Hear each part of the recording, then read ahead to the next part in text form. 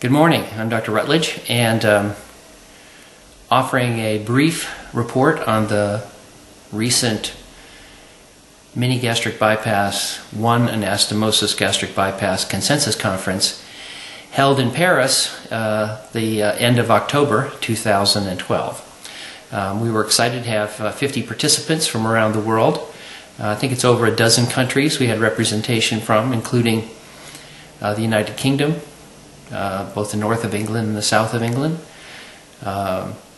from Poland, numerous surgeons from France, Germany, numerous surgeons from Italy, Spain, United States, India, the United Arab Emirates, Egypt, and several other countries. So it was an exciting time. I'm going to give you a brief overview. We were excited by the honorary chairman, Dr. Jean Mouel from Nice, France, the former president of the Obesity Surgery Society of France, who gave the opening introduction. He gave us a history of bariatric surgery, both in France and around the world, in a brief introduction, and gave us the charge of the meeting to go forward with the group's presentations on the outcomes of the mini gastric bypass. This was followed by the presentation of the chairman of the meeting, Dr. Jean-Marc Chevalier.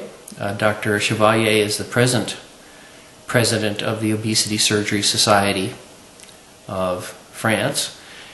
He practices at the Hospital Pompidou in France as the chief of bariatric and general surgery there.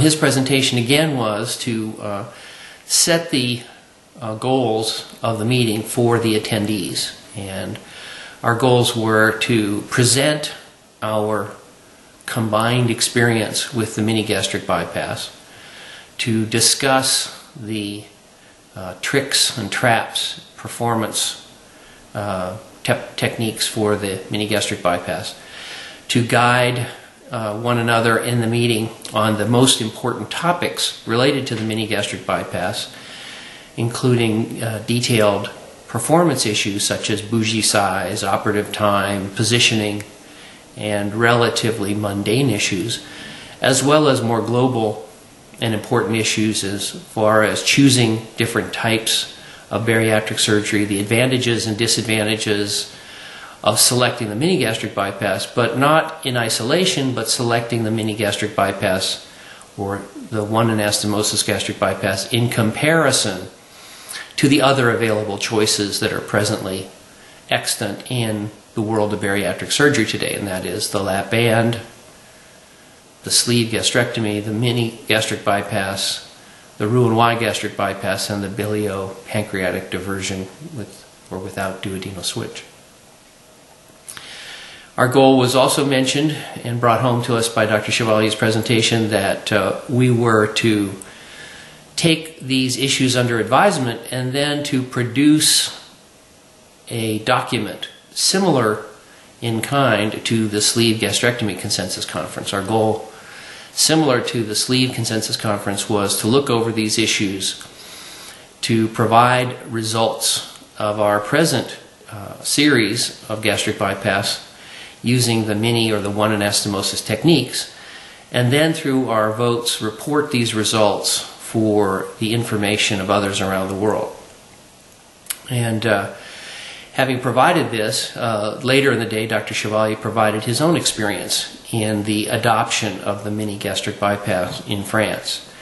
Particularly, he reported on his past experience with and his published reports on the use of the lap band and its limitations and problems, and he was not the first person, but one of many people to present and talk about the failure of the lap band as a primary surgical procedure. Certainly we have heard and around the world have seen that there is a gradual turning away from the use of the lap band for a variety of purposes, and in some cases in India, for example, we heard reports from Dr. Kular that very rarely, if at all, is lap band ever utilized anymore because of its high failure rate. Dr. Chevalier talked about his past experience using the Roux-en-Y bypass. seeing the previous experience reported by the mini gastric bypass, he began to investigate it, spoke with and talked with other surgeons in Europe who were considering it, and began in a careful prospective trial to analyze the results with mini gastric bypass in his experience in France. And his reports now, I think, include over 500, almost 700 patients. His follow-up has been meticulous and careful. And in summary, his report, as will be seen in the other reports we have heard in this consensus conference, was essentially uniformly good. That is, the overall assessment of the outcomes of mini gastric bypass show excellent weight loss, low risk of complications, a short operation, long-term success and durability, relative ease in modification or revision of the mini gastric bypass when necessary, and overall excellent outcomes. He also pointed out in his experience that he has endoscoped many of his post-op patients when they presented with symptoms, and he was able to report later in the meeting the results of these endoscopies. And he found, as many others have reported, that when a surgeon performs a gastrojejunostomy, whether a mini gastric bypass, a Roux-en-Y gastric bypass, whether performed for bariatric procedures or for ulcers, trauma, or other general surgery, that there is a risk of marginal ulceration. In the reported literature, in the world literature, on gastrojejunostomy for cancer, trauma, and ulcer disease, the rates of reported marginal ulceration for Roux-en-Y bypass and for Billroth 2 type bypass, as is used in the mini gastric bypass, is somewhere between 1 and 7%, with a reasonable average around 5% of patients will face a risk sometime in follow-up of gastritis and marginal ulcer. It's interesting that in Chevalier's series that he reported roughly a 5% incidence in symptomatic patients who presented and were endoscoped to find ulceration. He reported in his series of 700 cases he had one perforation of a marginal ulcer, and again that's very similar to those reports we've seen from series of Roux-en-Y bypass and from non-bypass gastrojejunostomy series from the past.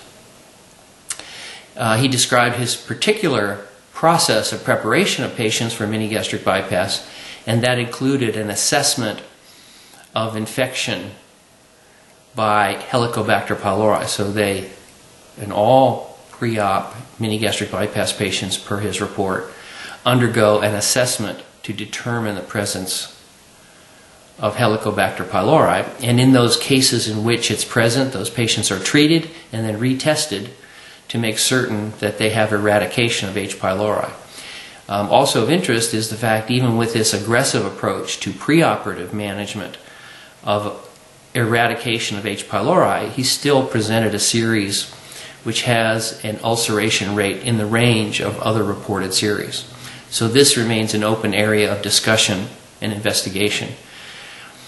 Certainly, his experience confirms others in that it's clear that smoking seems to be a critical factor in the development of marginal ulceration after gastrojejunostomy. So it's an important thing that we'll emphasize in his presentation as well as that of others, in which we find that there is a risk long-term of marginal ulceration in the Roux-en-Y patients and in mini gastric bypass Billroth 2 type gastrojejunostomy.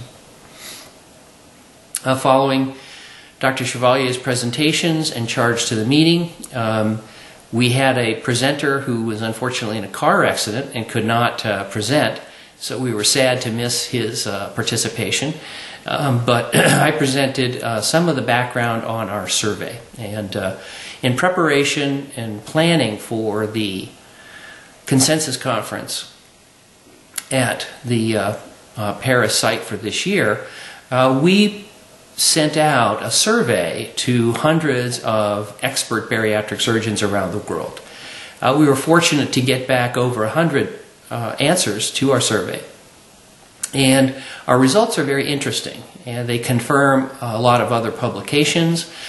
But we thought that some of the findings were very valuable and presented at the meeting. And those things included a general assessment of the operative procedures that are available today. So we asked, in a variety of techniques and different kinds of questions, for surgeons who answered the survey to evaluate the lap band, the sleeve gastrectomy, the Roux-en-Y gastric bypass, and the mini gastric bypass. And so for each of these operations, we ask things like, just in general, do you assess it as being a good operation? Do you expect major weight loss? Do you expect a high rate of failure or weight regain? Is there a high incidence of marginal ulcers? Is there a high incidence of bowel obstruction?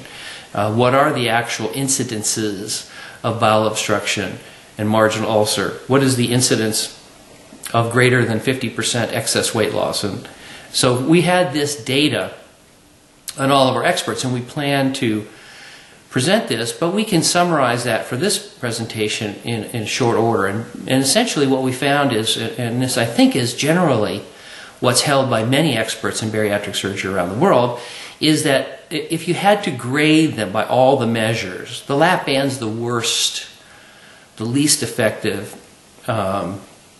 form of bariatric surgery. It has the least expected weight loss, the least likelihood of maintaining weight loss, the highest incidence of associated complications long term.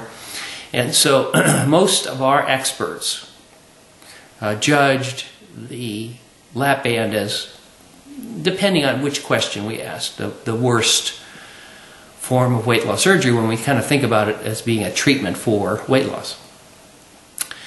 The sleeve gastrectomy was judged as better than the lap band as far as weight loss. It had a slightly higher rate of complications, obviously a higher rate of leaks. Those patients who had a leak following sleeve was estimated to stay in the hospital between 20 and 30 days on average, from our expert opinion. The rate of failure over time was higher with sleeves than compared to Roux-en-Y and mini gastric bypass. But in general, the details provided suggest that the sleeve is better than the band, but not as powerful and not as good as the Roux-en-Y and the mini gastric bypass. As far as weight loss, the surgeons reported that the Roux-en-Y and the MGB had the most weight loss, the best long-term durability, but in comparison between the two, those surgeons who had experience with the MGB judged it as being the most effective. That is, the greatest amount of weight loss and the lowest amount of failure over time. It also had a lower complication rate than the Roux-en-Y. It had a lower leak rate than the Roux-en-Y and the sleeve.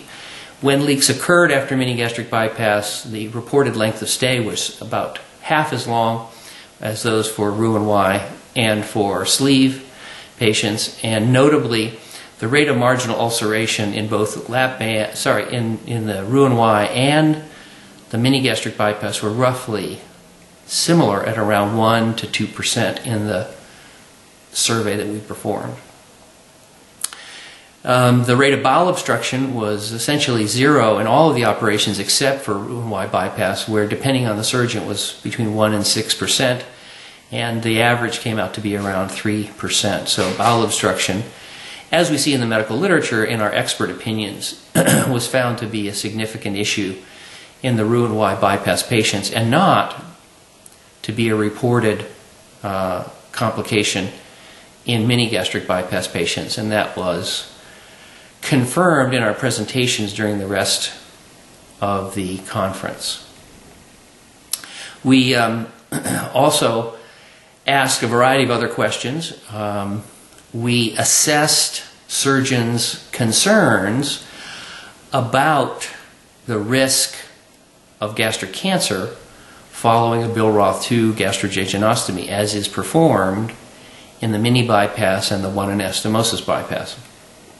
What we found there was quite interesting, in that many of the surgeons who reported in the survey that they were fearful of the long-term risk of gastric cancer after a Billroth II gastrojejunostomy had very limited knowledge about areas of general surgery related to gastrojejunostomy and gastric cancer.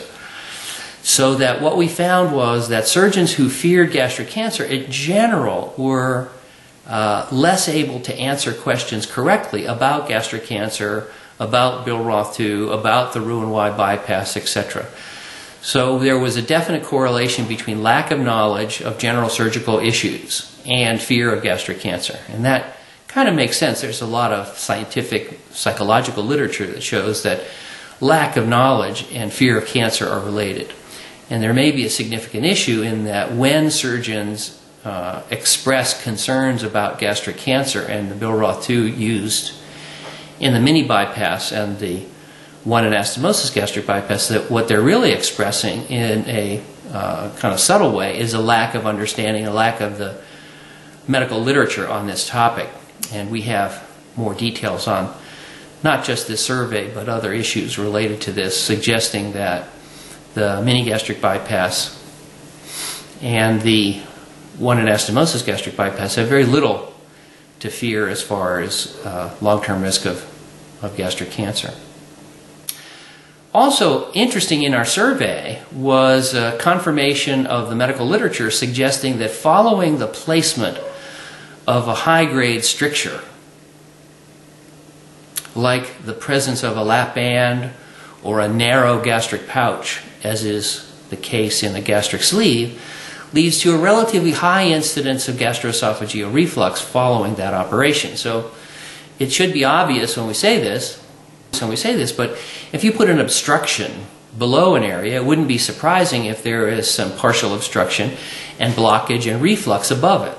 And so the lap band and the sleeve patients answered the following question. The surgeons answered this question about those patients. They said, what is the incidence of gastroesophageal reflux in patients undergoing lap band surgery before their operation? And what is the incidence of gastroesophageal reflux in sleeve patients before their operation? And what is the incidence of gastroesophageal reflux before surgery in Roux-en-Y and MGB patients? And interestingly, the rates were quite low in the sleeve and band patients because, as you look into the data, they were both much lighter weight and lower severity of illness patients compared to those patients selected for Roux-en-Y and MGB. That is to say, the average weight of patients being selected for sleeve and lap band are lighter weight. They're choosing those less powerful operations for less obese patients. So sleeve and band patients reportedly had the incidence of GE reflux in around 10 or 11% pre-op. 10 or 11% pre-op. And in contrast, the rates of preoperative gastroesophageal reflux in Roux-en-Y and MGB patients was about twice that. And the intriguing finding, which again confirms reports in the literature, is afterwards the incidence of gastroesophageal reflux in band and sleeve patients triples. That is, it goes between 11% pre-op to between 24 and 30% post-op. Or another way to say this is that the band and the sleeve cause gastroesophageal reflux, which makes perfect sense because they're obstructive, relatively obstructive procedures. So when a patient goes to swallow, it's not surprising, depending on the amount and what he eats and things like that, it's going to run into the partial obstruction of the sleeve or the band, and over time there's going to be a development and a progression of gastroesophageal reflux. And the medical literature confirms this in showing that there's a high incidence of sleeve and band failure. In many cases, the reason for the failure, up to a third of cases in some series, is because of reflux. So we're going to come back to this, but how does that compare to the impact of the MGB and the Roux-en-Y on gastroesophageal reflux? And again, as reported in the literature, both of these seem to almost abolish the incidence of gastroesophageal reflux according to our survey, confirming the medical literature, saying basically Roux-en-Y and the MGB lead to a resolution of, and very little, if any, recurrence of gastroesophageal reflux in patients post-op, with a 3 to 5% reported rate according to our survey. So it's interesting, we have now a couple of pieces of information from our survey, from our surgeons, and remember there's probably a significant bias in that many of our surgeons are knowledgeable who perform MGB. And so what they are saying is that some of the surgeons fear gastric cancer after MGB because of the Bill Roth 2, which is not supported by a careful review of the medical literature. On the other hand, these same surgeons who fear gastric cancer in a mini gastric bypass are choosing lap band or sleeve. Both of these operations clearly produce a precancerous lesion, that is, new onset of acid reflux into the lower esophagus in up to a third of post-op patients. And that's with short-term follow-up in sleeves. That is, we don't have 5 and 10-year follow-up yet. So the projection is, just using common sense, is over time there's going to be progression of acid reflux. And acid reflux, we know, is a precursor to esophageal cancer. And in contrast to gastric cancer, which is plummeting in its incidence around the world, esophageal cancer is rapidly rising. It's one of the most rapidly increasing cancers in the United States and around the world. So our survey suggests that if a bariatric surgeon wants to be worried and wants to warn their patients about the possibility of cancer, it's probably most important to do that and most appropriate to do that in talking to band and sleeve patients, is that they have up to a third and maybe a greater chance over the long term of developing acid reflux. And that acid reflux, we know, is a precursor in many cases, increasing the risk of esophageal cancer, a deadly and devastating cancer. So this was a surprising finding, and again is one of the factors that's useful in making decisions about what operation to offer our patients.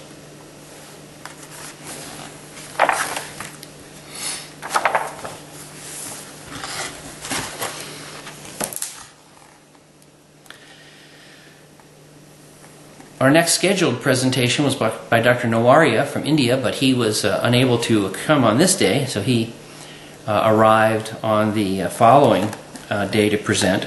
So we went forward and had a presentation by Dr. Kular from India. Dr. Kular presented his series and has several unique findings, but in general the first point is he presented another series of mini gastric bypass with overall excellent results. So in other words, what we're going to hear in this consensus conference is a report from surgeons who are from around the world who've done hundreds of mini gastric bypass operations, and by all measures the outcomes are excellent. And that's worth mentioning here because we're going to hear this over and over again from surgeon after surgeon at this meeting. But basically, mini gastric bypass in Dr. Kular's hands, Dr. Chevalier's hands, and my hands has demonstrated now around the world in hundreds of cases with follow-up from 5 to 10 to 15 years that the mini gastric bypass results in an excellent outcome. Dr. Kular presented his data showing excellent weight loss, low risk of complications. I think out of 700 cases he had 2 leaks. And so this is a truly excellent series with good examples of the results of mini gastric bypass in a really superb series. Of the other 2 important issues is that Dr. Kular also endoscopes his symptomatic patients. He reports that GE reflux, reflux symptoms, dyspepsia, upset stomach, symptoms after mini gastric bypass in his series of 700 patients is very uncommon. But when it does occur, he does proceed with endoscopy, and he has a report on those endoscopies. And out of 700 cases, he only has 2 ulcers. So his incidence of marginal ulceration is extremely low, which we think in part is related to the low incidence of smoking and to the excellent vegetarian diet of many of the patients that he sees in India. But it does demonstrate that in the mini gastric bypass that fears of severe bile reflux or problems like that is extremely low in his series, and confirms other series that the Billroth 2 connection used in the mini gastric bypass can be one with excellent outcomes.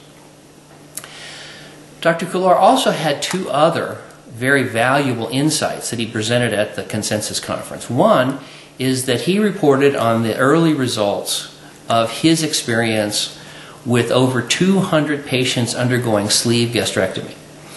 Now, Dr. Couillard has the advantage of doing follow-up upper GIs on most of his patients, and so he can follow them over time, and he reported in general that sleeve patients do well initially. They generally have some obstructive symptoms early on, in contrast to the MGB patients, because of the narrow gastric pouch and the relative obstruction of that pouch. But he also reported that over time he does see excellent weight loss for the short term. Between 1 and 2 and 3 years, he's now reported that he's seeing significant weight regain, and when he repeats his upper GI on those patients, he sees a progressive dilation of the gastric pouch. And so this is concern on his part. He reported that the sleeve may not be as durable long term, and so that's a problem.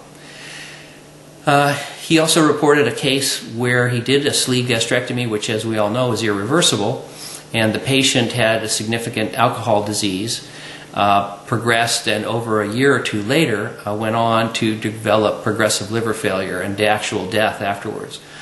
The fact that the mini gastric bypass is reversible and the sleeve is not, in this kind of case, suggests that there might be another advantage of the mini gastric bypass in a case where you have maybe too rapid a weight loss or a patient who refuses to avoid drinking.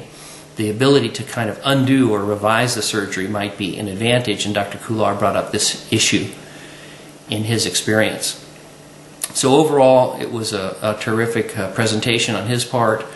His results are superb, and I can certainly attest to the fact that he's a superb surgeon with a superb series, because I had the opportunity to visit with him as he hosted me in his hospital in India, and I can tell you he's a superb surgeon, and it was a great pleasure for us to hear those reports from his results in India. Then it was our great pleasure to have a presentation from Dr. Caballero from Spain. Dr. Garcia Caballero is one of the real leaders in the area of the one anastomosis gastric bypass. He has now performed several hundred, and he presented his results, which are nothing short of spectacular. Excellent results, excellent weight loss, very minimal evidence of gastritis or upset stomach or marginal ulcers, superb long-term durability, excellent utilization of the tools and techniques of the one anastomosis gastric bypass when applied to even lower weight diabetic patients. And so overall, the presentation was superb. Most importantly, Dr.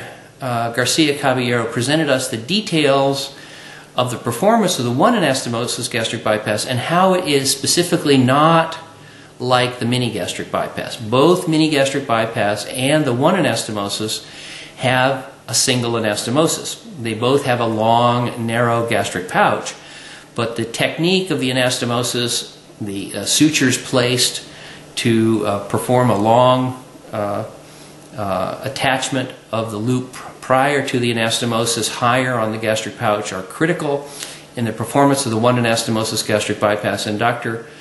Caballero emphasized this fact multiple occasions during the presentation. It was a critically valuable presentation because many surgeons feel that this additional technique can really help in the avoidance of marginal ulcers and gastritis after the mini gastric bypass. So his presentation was very well received.